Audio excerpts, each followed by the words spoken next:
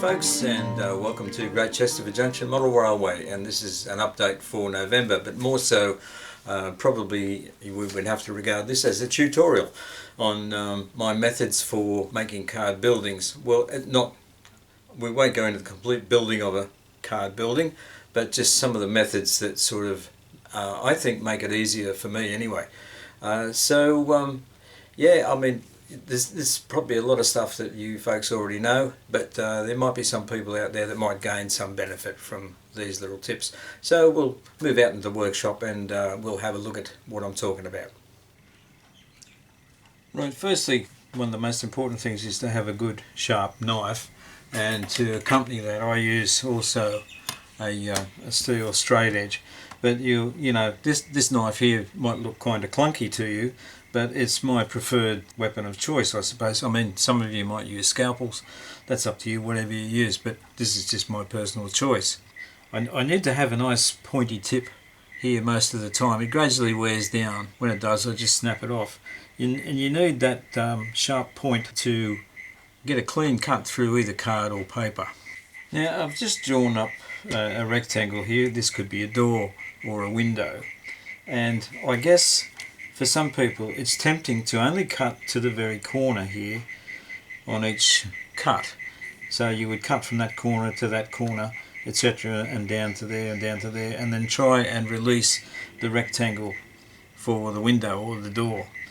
But you will find with most blades that you can't quite get into the corner itself when you have your straight edge up against it. It's a bit difficult. But to get a clean cut, what I do, and probably what most other people do, is I cut across the joint there and then come up and go past the corner in both cases.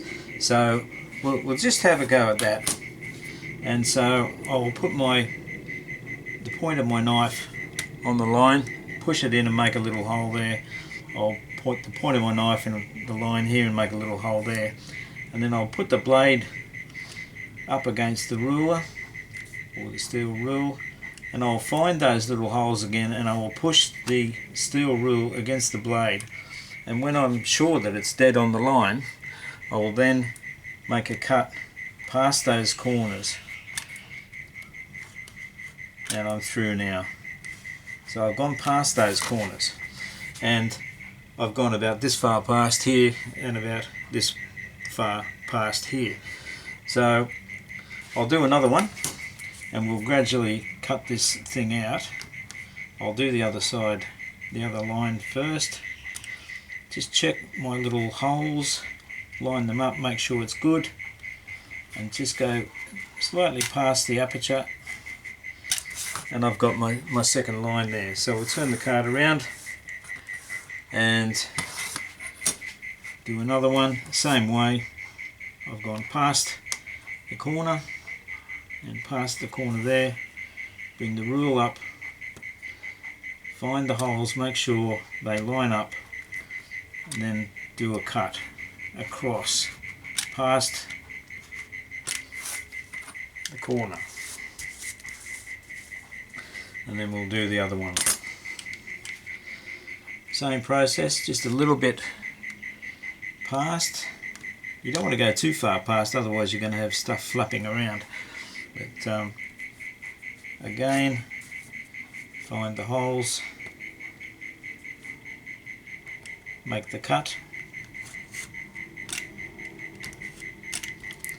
and what should happen is that you finish up with a very clean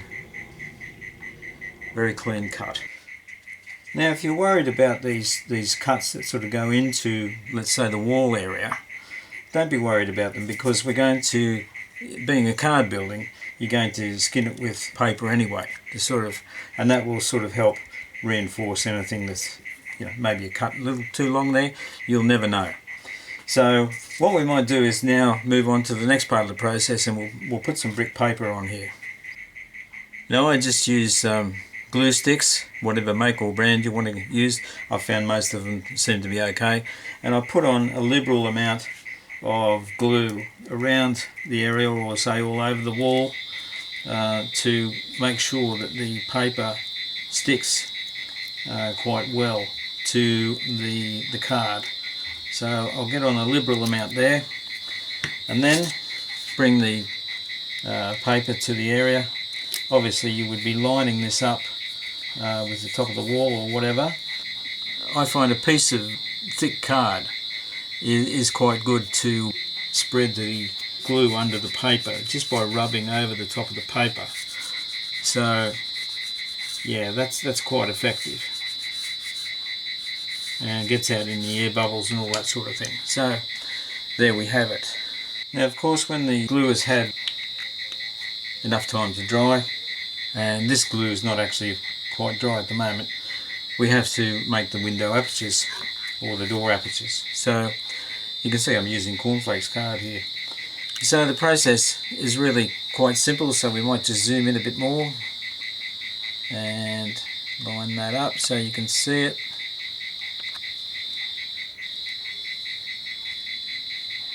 Okay, so for a standard sort of rectangular opening like this, you just make a 45-degree cut. You know, it doesn't have to be exact, but one that way, and then you come this way like that, and you do exactly the same at the bottom. We just line it up here so you can see it. Do exactly the same on the bottom, 45 degrees, 45 or close enough to it. They didn't quite meet up. And then we do one down the middle, joining the two like that. This paper's still a bit wet, so it hasn't responded very well there. And then turn the card over and then just gently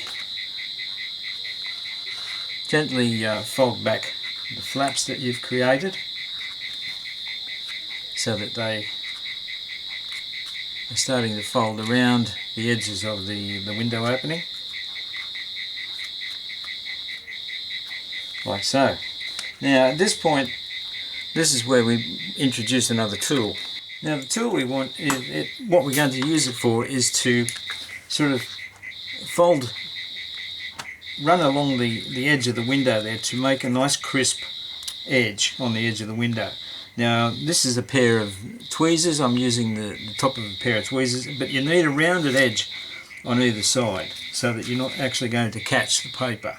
Now what I've been using lately is a drill bit, a very small drill bit in a pin vise, and this drill bit's broken, so this gives me, being a smaller profile, it actually gives quite a nice edge on the card. So if you just put it in there and rub flat against the edge of the card, it sort of forces a nice edge onto the paper, a nice sharp edge. Now you might have to come back and revisit this when you glue the paper to the back, but for the moment we're just doing on the front there. So we've already created these nice edges. Okay, so far so good. Now to glue down these flaps, I'm just using some PVA and I'm putting it on with a brush. PVA is going to hold a small area much better than a glue stick, so I just put it on the back of the flap and then just fold it back with my finger and sort of push it down at the same time to give it some good grip onto the card. And then I'll go back with my little tool and rub that same edge again to make sure it's flat. And what that will do is possibly just push up the corners here a bit, so I then flatten them and down again, and then we'll check the edge. Yep, the edge is looking a little like it needs a little bit of work just here, so we'll do that and just push it down at the back again. Okay, so we do that all around. It's fairly easy, doesn't take too long.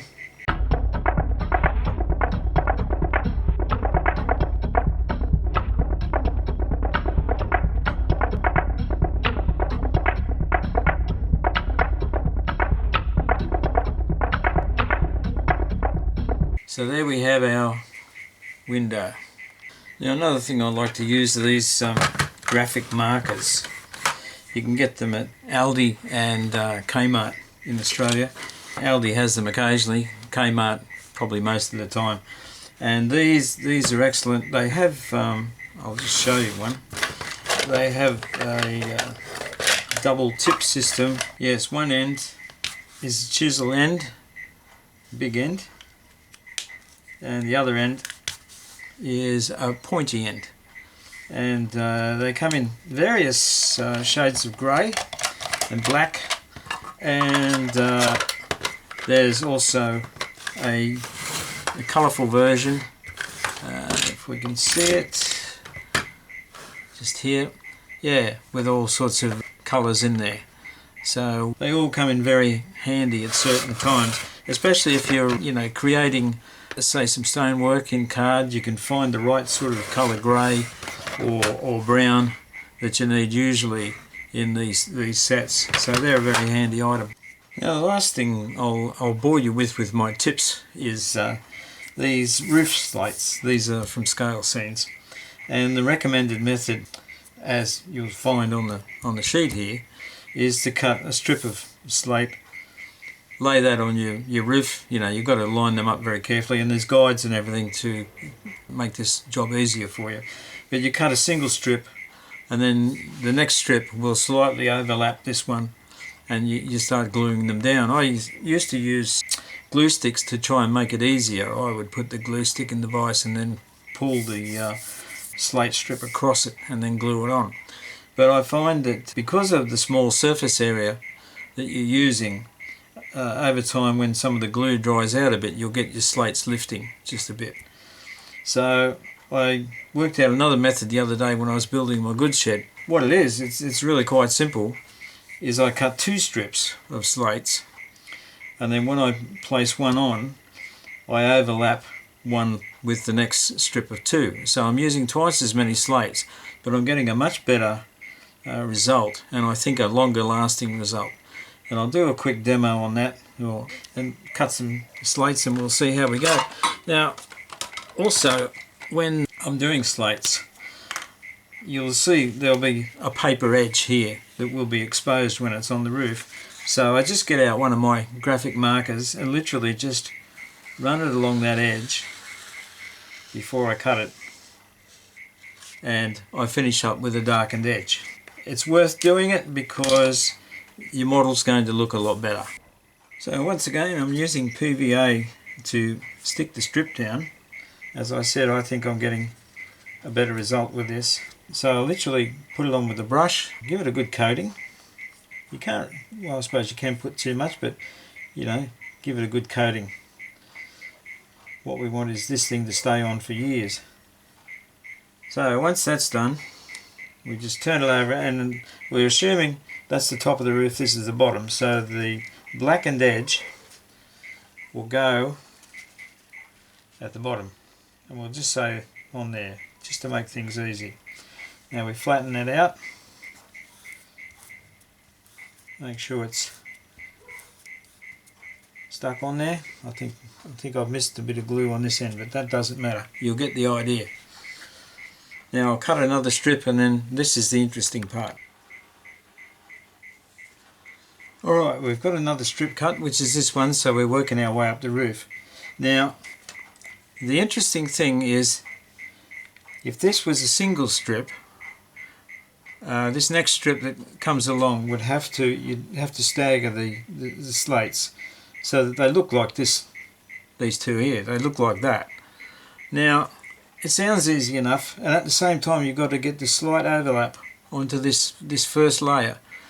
You've got to get the slight overlap there, and you've got to line up the slates properly. It sounds easy, but invariably, you're going to get some that don't line up maybe further along the run there. So with the two-strip method, what you can do is you bring, we haven't glued this, but we don't need to. You can bring this new strip to this one and basically line up those two, this one and that one. See that? That lines up with that. And all you do is lay that directly over the top of that one. So you go directly over the top, and then you just bring it to the edge of the first strip, and everything lines up properly. You've got a bigger gluing area, and it's quicker, I think. You know, there's less guesswork in it. So you just literally come along, line up your top slates with your bottom slates there, move it directly over the top, and line it up correctly on the edge of the slates there, and you get the same relief with the edge here that you would get with single strips. It's just that it's easier to do. Admittedly, you're using twice as many slates, so you know it might take an extra sheet of paper or something. So I'll glue this one and I'll stick it on, and we can see the result. Okay, I've just put the glue on, folks. Where is the glue? It's about there. Okay, so I come down, I find what I want to line up with, just go over the top, place it on the previous one. You can even slide it down a little bit if you need to, and just flatten it out. Make sure you make it nice and flat, and that's it. If I turn it around, you might be able to see the profile better. Yeah. So this is the top of the roof, this is the bottom of the roof. I did this on my good shed, and I found it so much easier, and it's actually easier to keep it lined up. I mean, you can use the scale scenes grid system, which is very good. Oh, excuse me. Or you can mark out the spacings on your card with a pencil and draw some guidelines to keep yourself sort of straight going up the roof. But yeah, I've found this is terrific actually, and that's the way I'll be doing my slates in the future. Well folks, I hope you've enjoyed that rather short little tutorial. There's no big rocket science in there or anything, it's fairly easy stuff, but it just these little tips and hints can sort of make the difference especially on the card building. So I hope you've enjoyed that, and I'll catch up with you next month. I'll see you. Cheers, Gormo.